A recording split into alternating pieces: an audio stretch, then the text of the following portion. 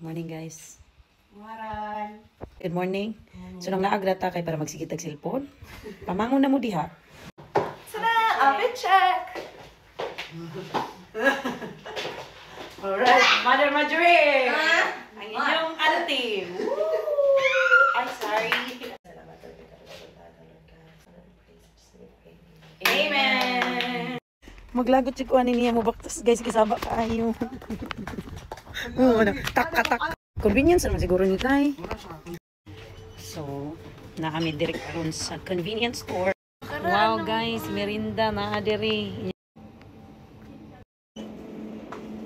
Summer ning kamot jay. Hindi siya masyadong mahal dito, no. I think for all these things, this one and this one, it only costs 48 kronor. Hello, amazing guys. Dito na kay Tay tira. Waiting for our Grab. Ay, bakit? Pero ito gabal sa Grab. Bolt dahil guys. Ito na ang aming sundo. Papunta na kami ng saan guys? Yes. So according to research, mahaba daw yan siyang white sand. We'll see. So nag-grab na kami papunta doon.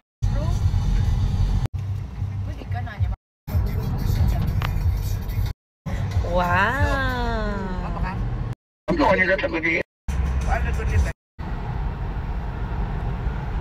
So na-observe ko lang guys, no. Pangalawang driver na namin to dito sa Poland. Hindi sila machika. No, kasi yung mga ibang driver, di ba, yung energy to the highest level, di ba, mag-greet sila. Pero good morning naman to. Baka masaya lang si Kuya, tinatago niya lang talaga. Yan lang na-observe ko. Shy type siya. Atika, oy. So we have arrived here at Sopot Beach. Lain na po silang pangalan pa na silang beach. Pero anong kinani manin ninyo? Wow. Sopot. Diri mi nag-hotel guys. Kawaw sa imong view. Oh. Wow. Very white sand. Ay nanilig diri guys. 5, 6, pislip. Wow. Lamig kayong feeling guys. Makatamak uguan sand. Uy, nagunsa man ka diri. Mag-cellphone rata? Opo. Dapat mag-TikTok. At dahil wala kaming dalang carpet, tingnan nyo. Uy, kawawa man. Pero okay lang yan siya guys. Try natin tubig guys ha. Uy.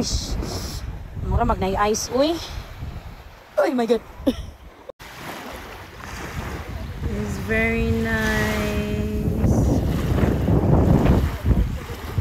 Pero feeling ko parang nilagay lang nila yung white sand. Kasi yung beach hindi naman talaga siya white sand eh. Black sand siya. Pero grabe. Ang wide ng ano na to. Ng sand na to. But still. The biggest beach, I think. In Poland. Isn't it amazing?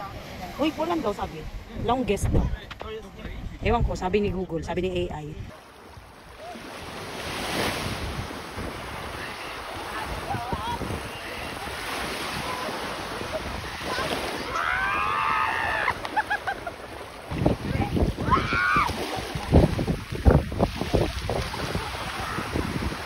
Grabe po ning dear tourist, respect support. Nya guys, ngano po nilang toilet inaani man po'y pangalan. Uy, tuy. And then just beside the beach guys, merong mga stalls dito for mga souvenirs. And I think it's more expensive dito. Chill lang muna. Pero what if sa last day, kasi sa last day kami nag-decide na mamimili ng mga souvenirs. So ngayon, titingnan lang namin siya, i-differentiate natin kung magkano yung mga presyo. So far, magkano yun kay 40? 40. Oh, meron din 20 pero hindi siya ganun kalaganda. Pakita ko sa inyo mga souvenirs guys. So marami mga ref magnets dito pero chill mo.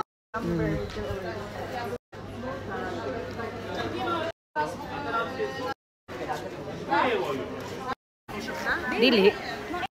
So pupunta sana kami dyan sa mahabang bridge beside the white beach. Pero may entrance siya. Pero wag na lang kasi wala na kaming oras. Pero ayan yung view. Ang dami ng tao ngayon guys. Biglang lumabas na lahat ng mga tao. Alam mo para mga zombie. Nagising na sila. And just beside, meron din mga market dito. Uy, merong ka-arty man. Uy. Pero yung hinahanap ko dito guys, yung night market na may quick, may barbecue, mga ganun ba? Ganda sana nyo. So ayan, may carousel pa. Palit daw siya. Kagwap. Ganda naman ang tindera nila oh. Kumusta ang lasa daw? Kasi malasa. Huwag mo kaya ka lasa. Alami. Promise. Ilawan daw natin ang ice cream diri.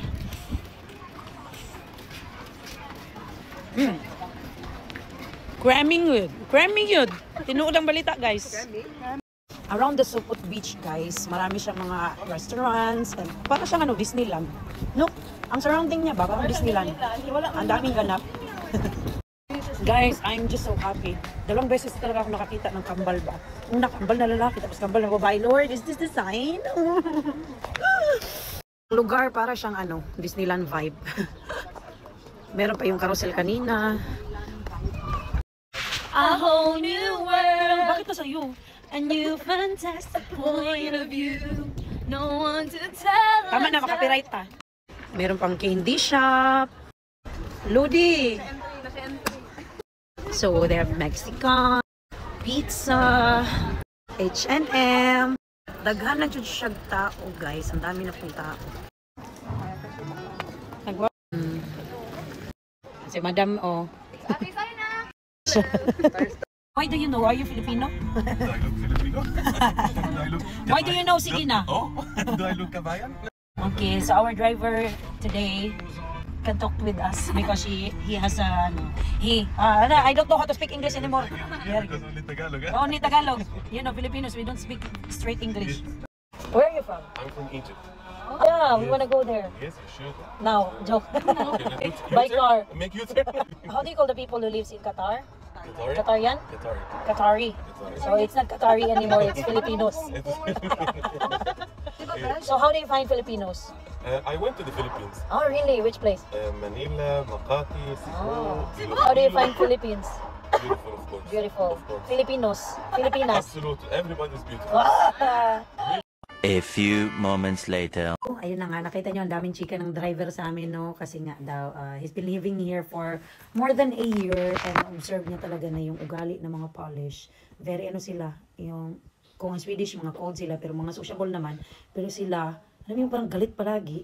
Ang hirap nilang kausapin. Before kami bumalik dito sa room, pumunta muna kami sa office ng Airbnb. Tapos kailangan pala namin magbayad ng city tax, which cost 26 sa money nila. Kung alam kayo na lang mag-convert. Tapos, yung receptionist doon, kasi hindi nila lang cash, akala namin card pwede. So, sabi niya na we have to withdraw money daw from the ATM.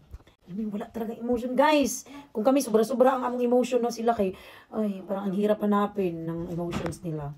Alam mo yung mga reaction na kahit nag-joke, nag-greet ka na, hi, wala. Parang hindi ko pa sila nakitang mag-smile. One time din sa parang convenience store na bumili kami ng mga pagkain. Tapos, parang galit na galit yung cashier man. Pero hindi ko alam, baka normal lang talaga. Normal na nga talaga yun sa kanila. So, yun lang yun observe ko. So, i-post ko muna tong vlog na to mamaya. Lalabas ulit kami. Pupunta kami sa city kasi super lapit lang nung Airbnb namin sa city. So, if you wanna know, yung pinagstayan namin ngayon, super mura siya and super convenient lalo na kung marami ka naman kasama. So, it's good to take Airbnb kasi sa mag-hotel ng haldi. Diba? So, watch out for the upcoming vlogs that I will do. Thank you so much for watching. Goodbye!